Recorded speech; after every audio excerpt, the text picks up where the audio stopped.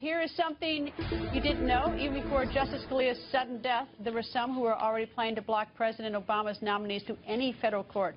Former clerk to Justice Scalia, Ed Whelan, was one of those pushing the plan to block nominees. Ed Whelan goes on the record. Good evening, sir. Hi, Greta. And since you worked for him, you were a clerk, I know that his death touches you deeply. All the clerks are they love their justices. Absolutely. It's been very difficult several days. I imagine it has. Even before he died, you wanted to block all nominees to the president, or not? No, not true? No, not true. Okay. And I never realized the amazing power of one little blog post.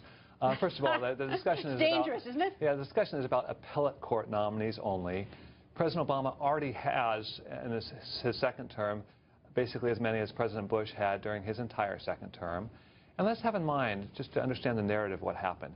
Back when President Bush was making nominations, the Democrats launched their unprecedented campaign of filibusters against his nominees, including... It's horrible. And then, years later, when Republicans returned a little bit in kind, Democrats couldn't take what they were dishing out, and in November 2013, abolished the filibuster for lower court nominees. You then had this flood of Obama nominees confirmed, and... But here's the problem, is that, they keep getting even with each other. The problem is, that both sides, Republicans, Democrats, rather sort of taking a sort of stepping back, taking a bigger view at they're getting even with each other and saying that the other guy did it before, so we're going to do it now. And so, look, whoever the president nominates is not going to get confirmed likely by the Senate. I got that. But the Constitution says shall. And so should he not at least nominate? Well, under that theory, he's in dereliction of his constitutional duties for leaving all sorts of other officer positions without nominations.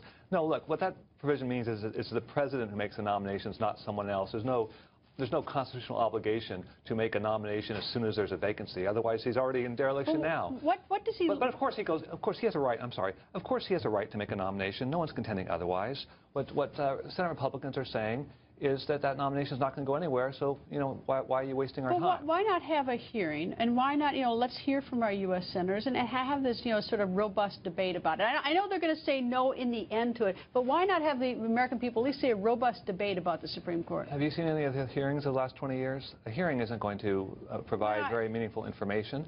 I don't think a hearing adds much at all. It becomes a sort of spectacle. And look, if the Republican position is that there should be no one confirmed this year, and I think that's the right position, why waste your time with a hearing? I guess I see a robust debate as having value for the American people. They can see how the sausage is made in some ways. Oh, you can have that debate. It doesn't require a hearing. Anyway, Ed, nice to see you. Nice to see you.